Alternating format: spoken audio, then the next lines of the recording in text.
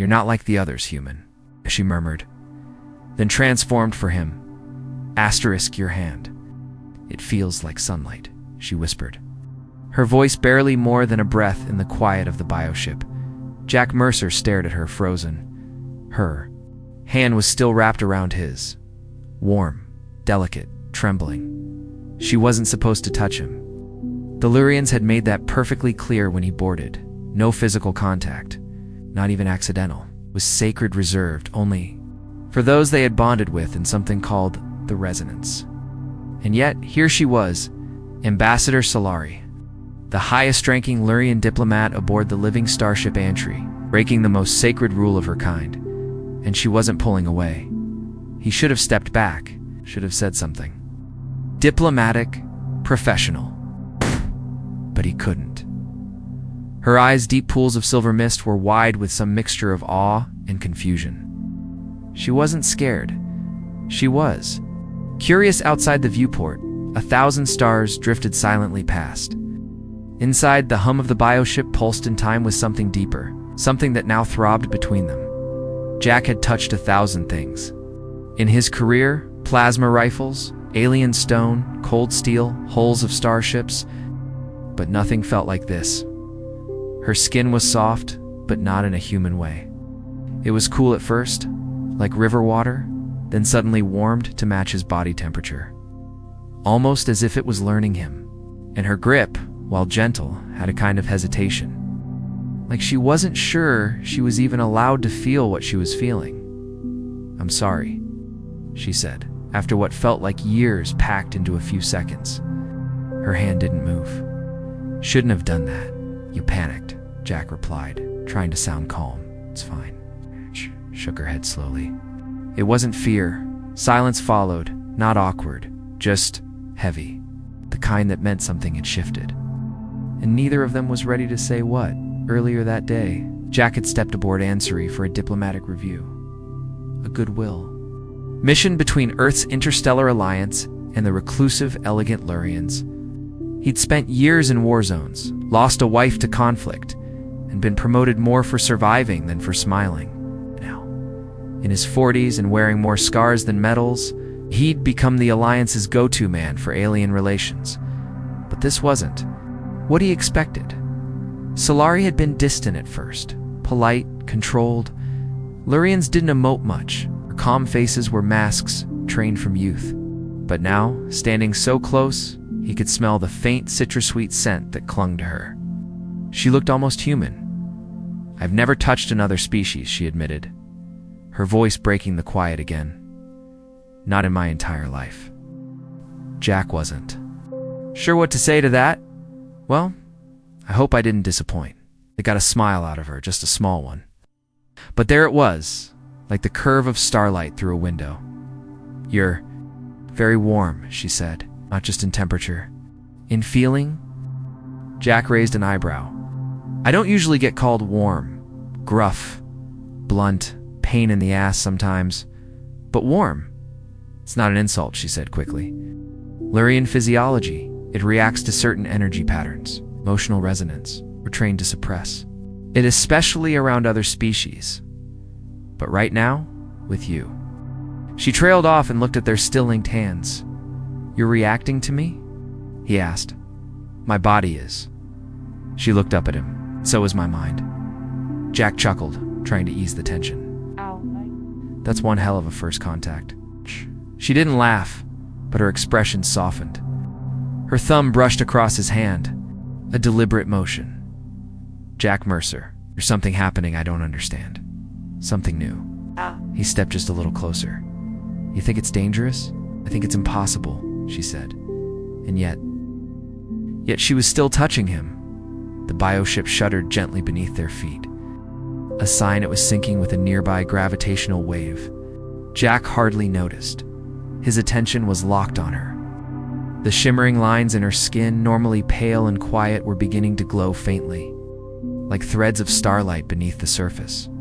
"You're lighting up," he said. "I'm not doing it on purpose," she whispered.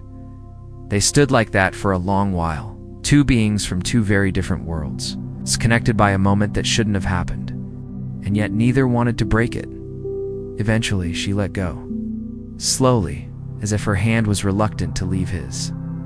"I will speak with the ship's council," she said softly, "about what just happened. Will they be angry? Confused? Perhaps concerned?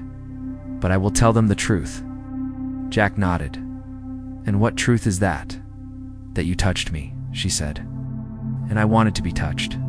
She turned and walked away, her steps light, but her skin still glowing, leaving Jack Mercer alone in the observation chamber with nothing but the echo of her words and the feeling that this was just the beginning. Asterisk. Jack Mercer couldn't sleep. Back on the human ship Resolute, orbiting quietly alongside the Lurian bioship Anchorage. His quarters felt smaller than usual, colder, emptier. It wasn't the recycled air, or the hum of systems that kept him awake. He was used to that. It was the feeling of her hand still wrapped around his. Even though it wasn't. Even though hours had passed. He turned over in his bunk, muttering to himself. She said it felt like sunlight. He'd been called a lot of things in his life. A survivor. A blunt instrument. A reliable man with nothing left to lose, but never sunlight. That was something else. Something no one had ever looked at him and seen before. His thoughts were interrupted by a soft chime, a message request. From Anchorage, he sat up. "Already?" As the name flashed across the screen. "Ambassador Solarai? Private invitation?" Jack raised an eyebrow now. That was new. He accepted the request. Moments later, the bioship extended a living tendril across the space bridge. A silken, breathing corridor made of organic material. It latched onto the docking port of the Resolute with a gentle hump, like a flower blooming in vacuum. The message was simple. "Commander Mercer, if you are not sleeping, I would like to show you something." Jack didn't hesitate. The corridor felt warmer than before. As Jack walked, the walls pulsed slightly with each step, the ship adjusting to his presence. The bioship seemed to know him now, or maybe it knew why he was coming. Solari met him in the atrium, a vast, softly glowing chamber lined with bioluminescent vines and translucent petals that opened when he entered. It looked like a living cathedral. She stood barefoot on a glowing platform, her skin shimmering with those now familiar starlight threads. "You came," she said. "You called," he answered. "I wasn't sure if you would." He stepped toward her. "Neither was I." She smiled gently, then gestured to the open space behind her. "This is the Resonance Hall. Few outsiders have seen it." Jack looked around. The space felt sacred somehow, not in a religious way, but intimate. Like stepping into someone's dream. "Looks like a garden," he said. "It's where our people come to. Attune," she said, "to each other, to themselves, sometimes to the universe." Jack nodded slowly. "Now you've brought a human here. You're not just any human." There it was again, that directness, softly spoken, but heavy with meaning. Jack folded his arms. "I'm not sure what you mean by that. I've spent years studying your species," she said, walking in slow circles around the glowing chamber. "Reading your history, watching your diplomats, your soldiers, your scientists. Humans are loud, messy, impulsive. And yet," she turned to face him, "you feel everything so fully, so honestly. When you grieve, you break. When you love, you burn. It's overwhelming." Jack raised an eyebrow. It's not a glowing review. It's not a criticism. It's fascination. It's... She paused. Jealousy. Of humans. She stepped closer. "We Lurians learned long ago to control our emotions. Our biology demands it. We suppress physical contact to avoid overreaction. But after touching you, Jack Mercer," she placed her hand lightly on her chest. "I haven't been able to quiet this." Jack frowned. "Your heartbeat?" "No," she said. "Myself." They stood in silence for a moment, the bioship breathing around them. "You said earlier that your body was reacting," he said finally. "What does that mean?" Solari hesitated.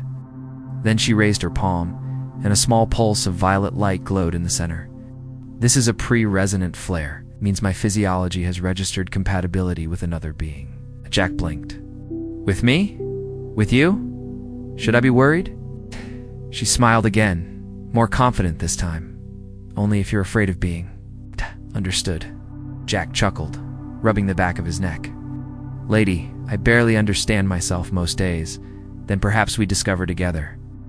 They were standing too close now. Not threatening. Not awkward. Just... close. Her eyes searched his. May I? Jack knew what she meant. He nodded. She raised both hands and gently placed them against. His chest and the chamber changed. Light flared softly along the walls. Vines pulsed. The floor brightened. Solari gasped, her skin glowing with waves of shifting color bronze. Silver, soft green. It was like watching the northern lights dance across her. Jack reached up and covered her hands with his. You're glowing again, he said. You're making it happen, she breathed. They stood locked like that for a long moment, surrounded by the gentle rhythms of the living ship. I don't know where this leads, Jack Mercer, she said. But if it's possible, I want to understand what it means to feel as humans do, fully, without suppression. Jack exhaled, the words heavy in his chest. You've already started, he said. Will you continue with me? I've walked through war zones, lost people, lost myself. But this, he looked around. This feels like something I want to get lost in. Her fingers tightened slightly against his chest. Then let's begin. And just like that, a human man and an alien woman stood together in the most sacred chamber of an ancient ship, not as diplomats, not as representatives, but as two souls from two worlds, sharing something no one else ever had. The bioship sang quietly around them, as if recording the moment in memory. And far away, deep in space, something in the stars shifted, as if the universe itself had paused.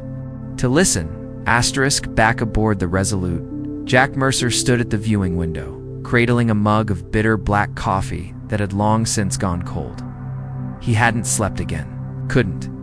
It wasn't just Solari's touch that haunted his thoughts now. It was the way she'd looked at him in that glowing chamber. Not like a diplomat looks at a political ally. Not like a scientist looks at a curious subject, but like someone who'd just discovered the first. Sunrise, the bioship's organic silhouette floated just beyond, drifting through the stars like a massive jellyfish made of silk and starlight. Every time he looked at it now, it felt less like a ship, been more like an invitation. Behind him, the door hissed open. Lieutenant Burke, his young second-in-command, walked in with a datapad. Commander Burke said cautiously, We just got a priority transmission from the Lurian Assembly. They're requesting a formal update on Ambassador Solari's behavior. Jack turned slowly. Behavior. They're using coded language, Burke said, but the tone's clear. They know something changed, and they're not happy. Jack grimaced. Of course they knew. The Lurians didn't miss much, and if Solari's sudden gloat meant what he suspected, then half her bioship was probably lighting up every time he so much as breathed near her. He nodded toward the screen, draft a diplomatic reply. Say, everything's proceeding within acceptable parameters, and make sure they feel like they're still in control. Burke hesitated. And if they pressed harder, and we pressed back, respectfully but firmly, the lieutenant saluted and left. Jack turned back to the window. He didn't like being the center of attention, not politically anyway. But it was too late now. He'd touched something forbidden. And now, things were waking up. Meanwhile, aboard the Antry, Solari stood in the resonance hall again, but this time she was alone, or at least, she thought she was. The ship was, responding to her differently now. The walls around her trembled slightly with her breath. The vines glowed in rhythm with her pulse. Her skin, once pale silver, had taken on a soft bronze hue that shimmered with subtle patterns she couldn't control. She raised a hand and watched it flicker with energy. She had initiated resonance, without permission, without ceremony, without a Lurian partner, with a human, unthinkable, unprecedented, and yet she didn't feel shame. It's only heat, curiosity, longing. She heard the soft sound of motion behind her. I thought you might be here, said a voice, Solari turned. It was Velen, her former mentor, one of the elder Lurians who had served on the diplomatic council for over a century. He stepped into the chamber, his robe flowing like mist, his expression unreadable. Word has reached the assembly, he said. Slot SYL. Eri kept her chin raised. Of course it has. They say you've initiated primary phase resonance. Without bonding protocol? With a human. I have. Velen walked slowly around her, eyeing the shifting light beneath her skin. Do you understand what that means? I understand that my body is chosen, and your mind. Her voice softened. It follows. He paused in front of her. This human. Does he know what he's becoming a part of? No, she admitted. Not yet. And if the assembly calls for your recall, for containment, will you comply? Solari hesitated, then said the words that sealed her fate. I will not be separated. From him, Velen closed his eyes. When he opened them, his expression had changed. There was no anger, no disappointment, only sadness. Then we must prepare for consequences. Later that evening, Jack was back aboard the bioship, summoned again, though this time not by Solari, but by her medical officer, a being named Tech, whose head resembled a smooth crystal encased in vines. Jack was asked to sit. He hated being examined, hated medbays in general, but Teketh insisted it was important. She's changing, Teth said without preamble, scanning Jack with a floating sphere of light. I noticed. No, you misunderstand. She's biologically changing. Her hormone levels, her cellular conductivity, even her neural patterns. She's adapting to prolonged exposure to you? Jack squinted. What are you saying? Teketh floated a screen in front of him. It showed a shifting model of Solari's brain, pulsing with electric threads that matched. His own heartbeat, you, are now imprinted on her, and she is synchronizing. Jack leaned back slowly. Is that safe? For her, unknown. It has never happened. For you, Teth paused. You are human. You adapt quickly. It is why you survived your wars, why you endure your grief. But your proximity to her will increase your emotional feedback, your instincts. Protective, romantic, physical, will intensify. Jack stared. You're telling me I'm getting more attached? Teketh blinked. You already are. Jack couldn't argue. Not really. She's not just some curiosity, he said. When she looks at me, it's like she sees something I forgot I had. Keth nodded slowly. Then be warned. If you touch her again in the deeper sense, the bonding will complete, and the transformation will be irreversible. Jack stood, jaw tightening. Then I guess the next touch better count. He found Solari alone in her quarters, sitting in silence, staring at a small orb that glowed softly in her hands. You came? She said. You called, he replied again. They smiled in echo. Of that first, strange night, I spoke to Velen, she said. They will recall me soon. Jack's expression hardened. Not without a fight.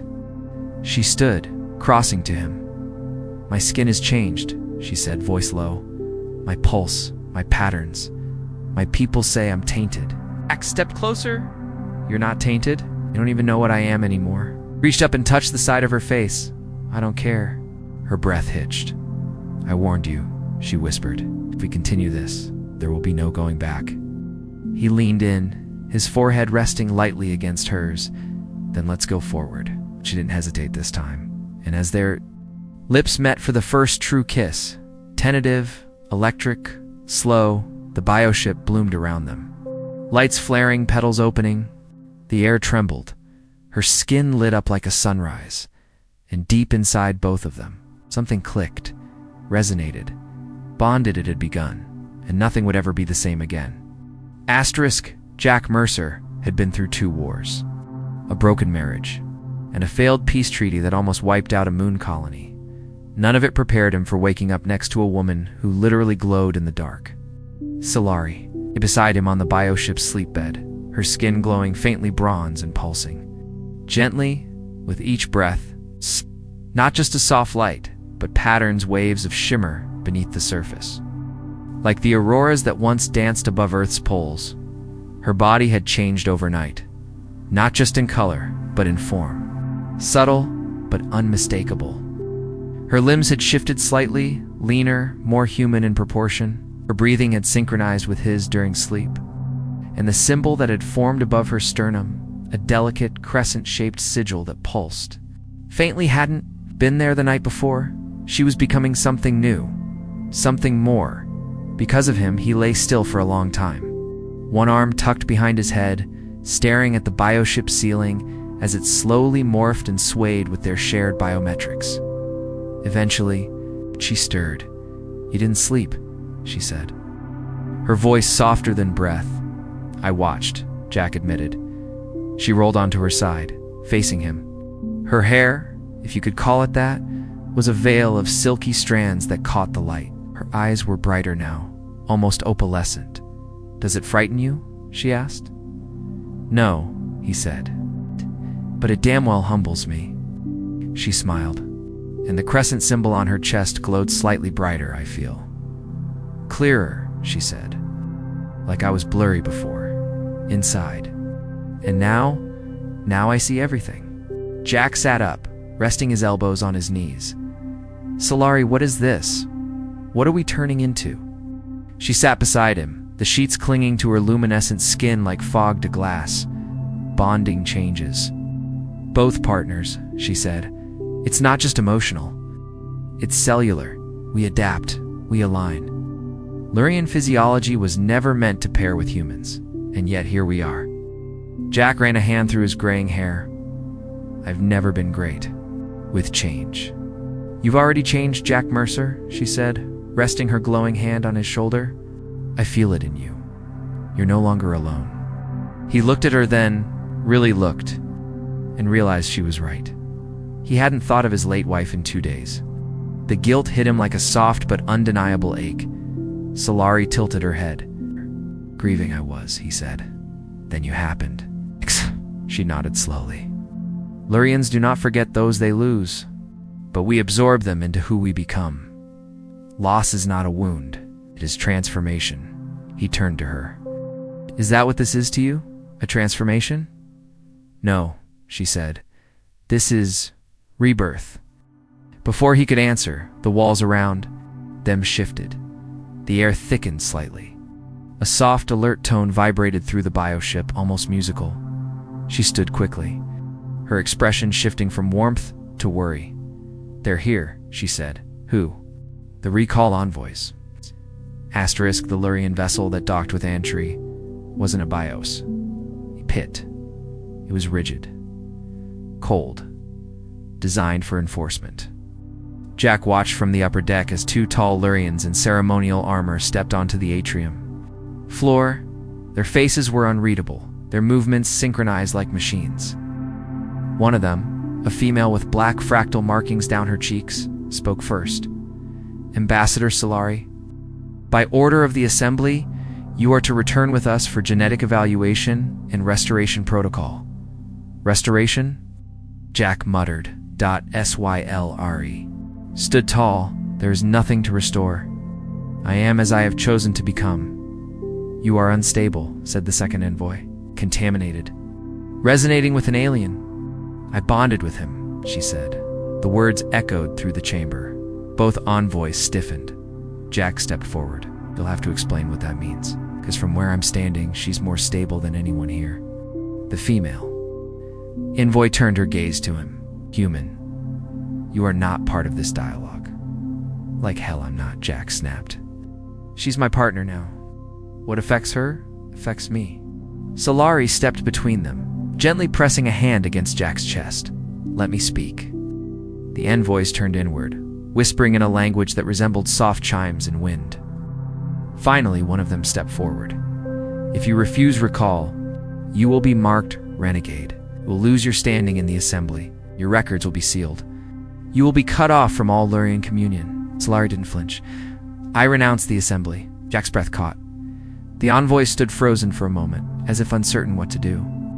Then the woman raised a small, crystalline device and pressed it to her own temple. "So be it," she said. "You You are cast out." And just like that, they turned and left. No shouting, no threats, just exile. Later that night, Solari sat at the edge of her quarters. Staring out at the stars through a transparent membrane, Jack sat beside her. "You just gave up everything," he said softly. "I didn't give it up," she replied. "I chose something else." He touched the crescent symbol on her chest, the mark that now glowed even in rest. She took his hand and placed it over her heart. "You are part of me now," he swallowed hard. "And what if this bond keeps changing you?" "Then I will keep becoming," she turned to him. "I don't want to be Lurian anymore, Jack Mercer," she whispered. "I want to be ours." Jack pulled her close.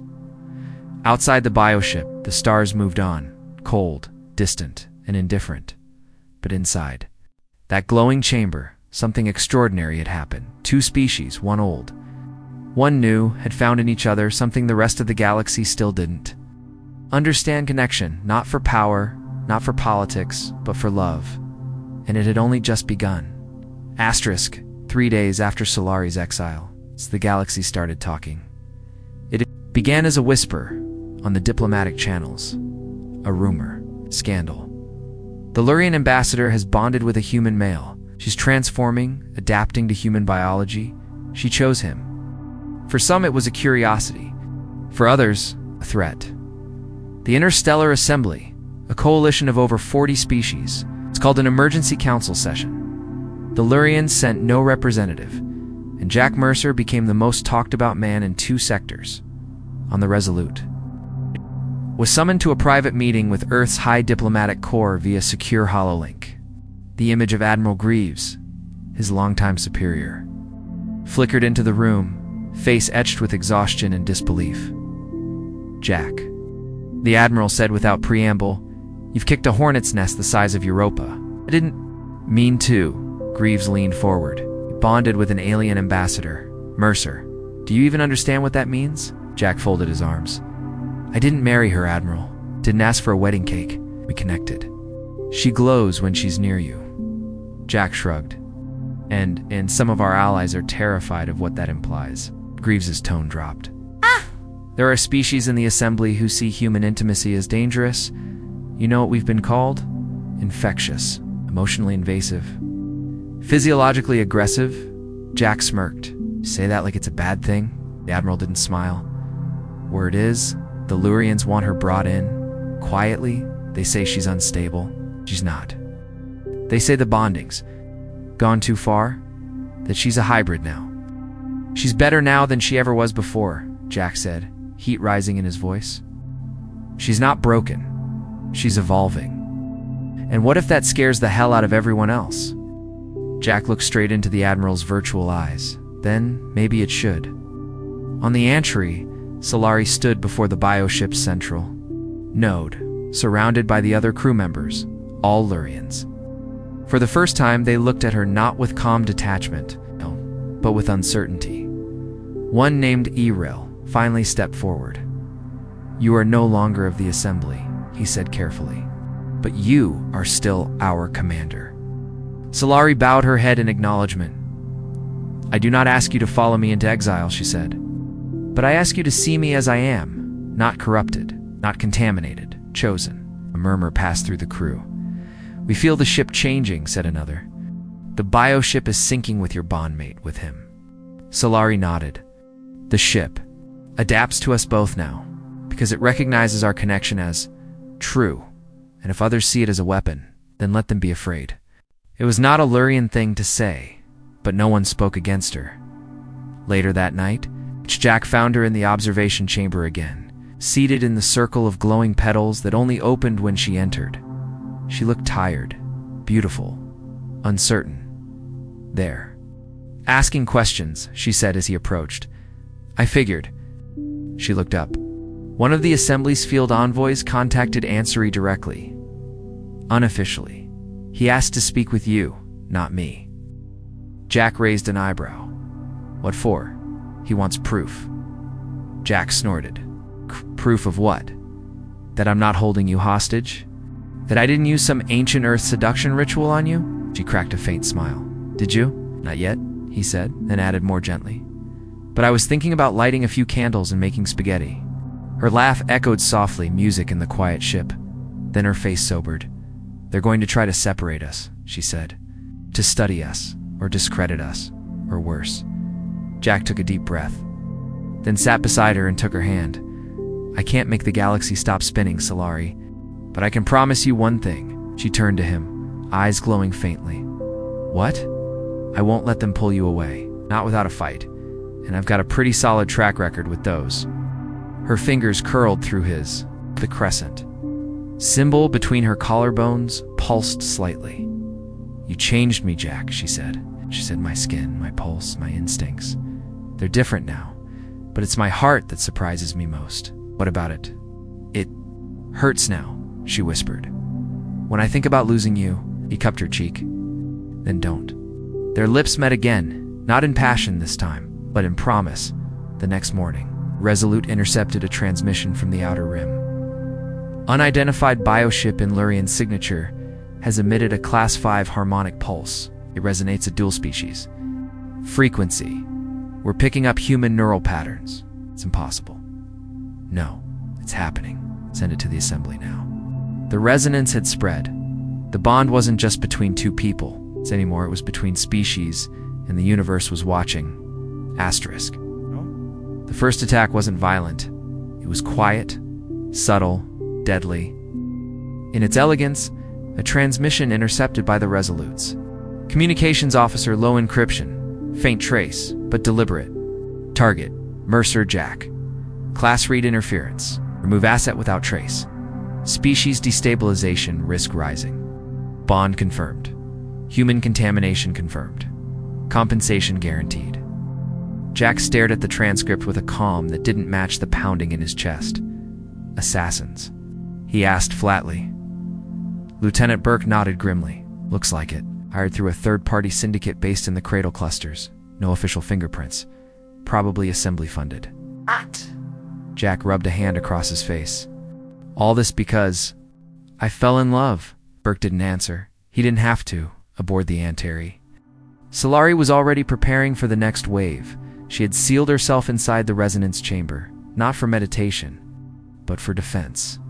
Her body, now fully adapted to partial human compatibility, was broadcasting what the Lurians called soul harmonics. It wasn't just biology anymore, it was energy. Her skin was a living transmitter, sending pulses of her bond across interstellar distance. The ship responded in kind. Vines thickened. The walls reinforced. Lighting adjusted to human optimal wavelengths without prompt. But the transformation was taxing. She'd begun to feel it. The fatigue, the ache, the heat behind her eyes. Lurians were never meant to broadcast this long, this far. Not without a full neural sync. Not without a mate nearby. She needed Jack.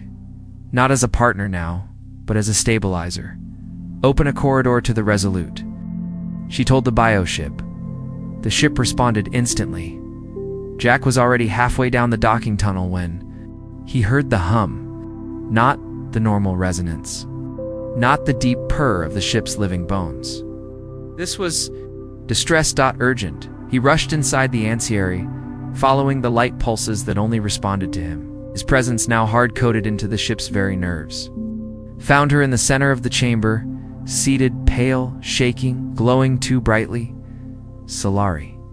He ran to her, dropping to his knees. Adam! Talk to me! Her eyes flickered open, shimmering, not silver anymore, but gold threaded with faint lines of blue. I'd ride to hold the signal, she said, voice weak but steady. But they're pushing back, counter frequencies jamming. My people, they've declared me rogue. Jack caught her as she swayed forward. Then we stop this, shut down the pulse. You don't have to prove anything. She shook her head, clutching his wrist. No, we do. The galaxy thinks you're a virus. That human bonding is invasive, corruptive. I have to show them the truth. That our bond creates harmony, not chaos. Jack hesitated. He was a soldier. A diplomat. A man who'd fought battles of bullets and treaties, not frequencies. But Solari trusted him, and she was risking herself, body, mind, and soul, to prove that love wasn't contamination, it was connection. "Tell me what to do," he said. She smiled faintly. "Sit," she whispered. "Touch my back. Just breathe." He obeyed. The moment his hand touched the small of her back, her entire body lit up like a sunrise. Gold and violet light burst from her skin. The ship around them shuddered, not in pain, but relief. The resonance frequency leveled out. Exhaled slowly. "The bond, it stabilized," she whispered. "You're the anchor." "Well," Jack muttered, trying to hide the awe in his voice, "I have been called grounding before." Her laugh was weak, but real. He moved closer. "What happens now? We finish it," she said. "The resonance won't stop them from fearing us, but it'll make it impossible to deny us."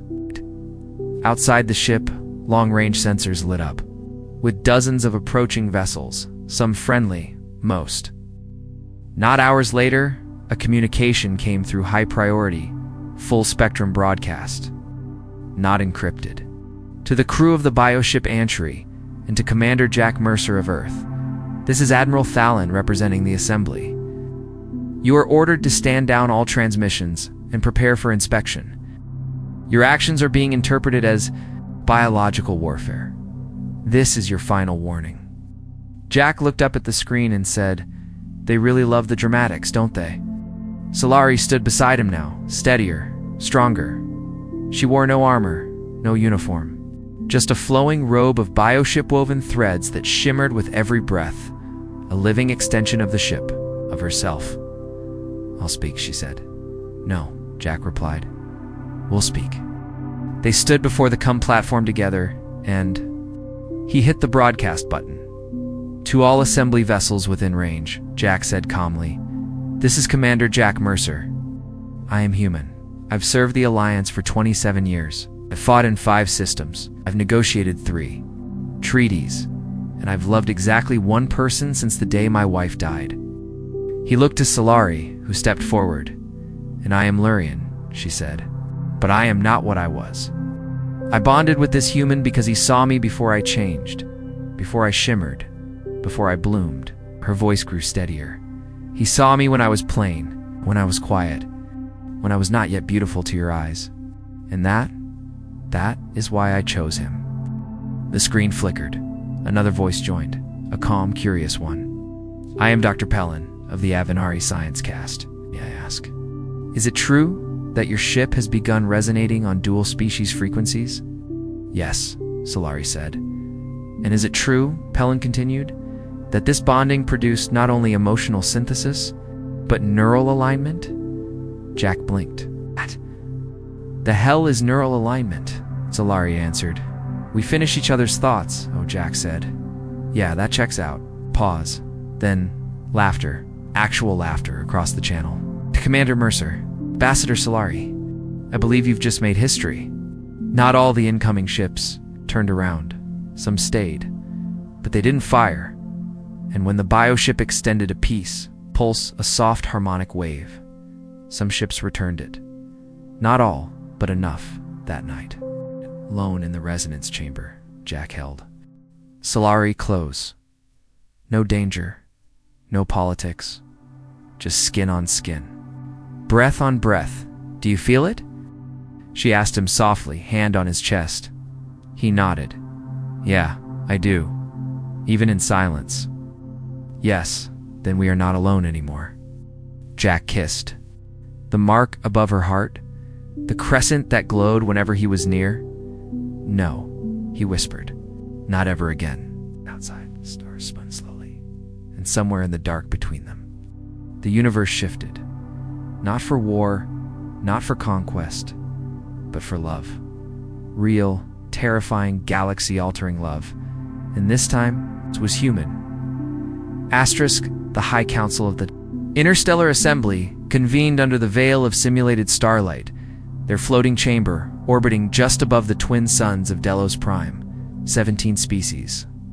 17 voices, all gathered for one reason, to decide whether a love between a human, man, and a Lurian female would be recognized.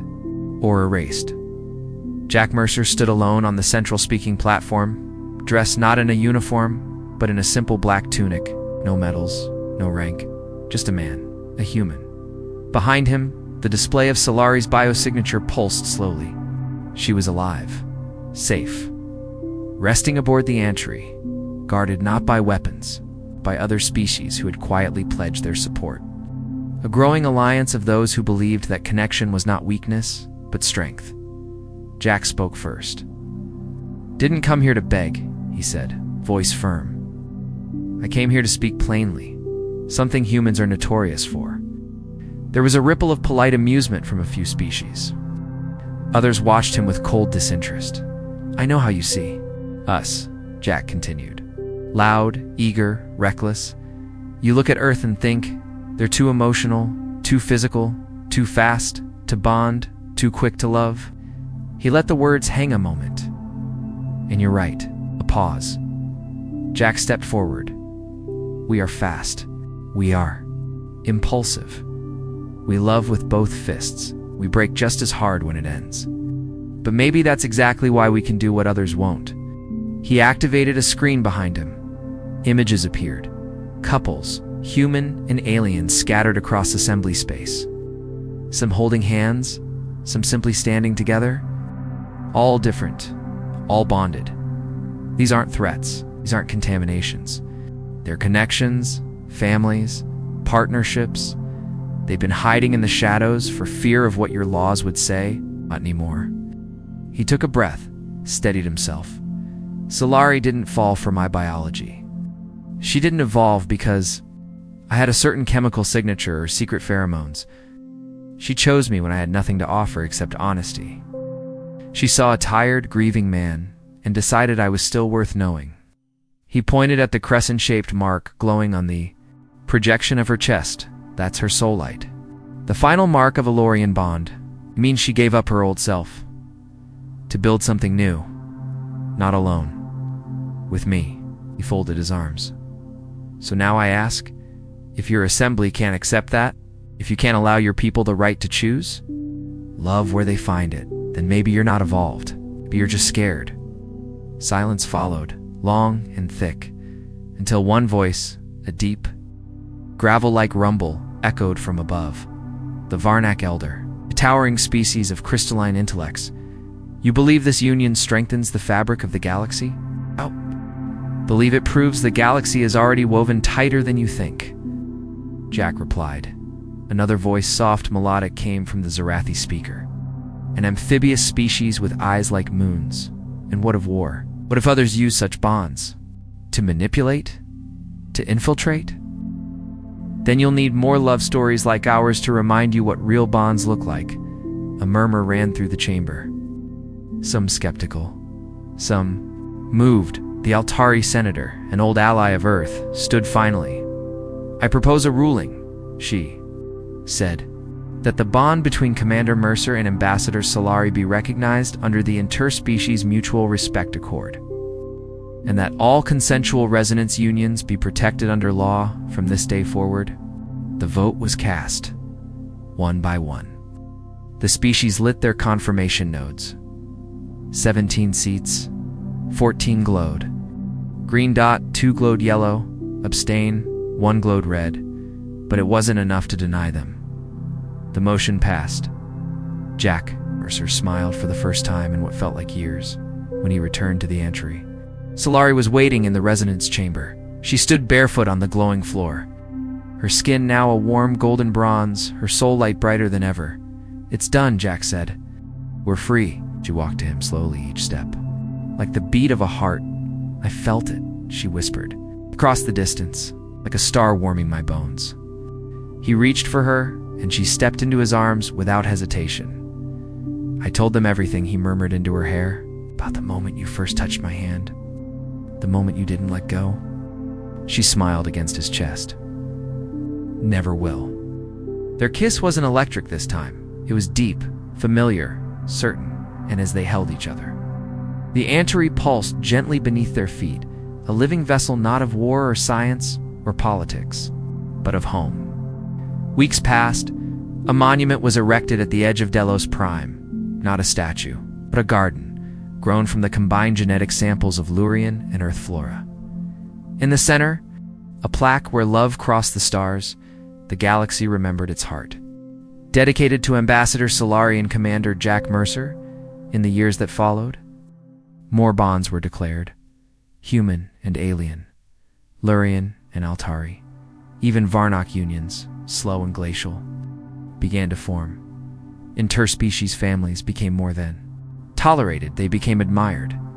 And in classrooms from Earth to the moons of Rizzer, students learned the story of how one human man and one alien woman, through nothing but honesty, empathy, and a single moment of forbidden touch, changed the way the galaxy defined connection, not with power, not with weapons, but with something infinitely more dangerous: intimacy.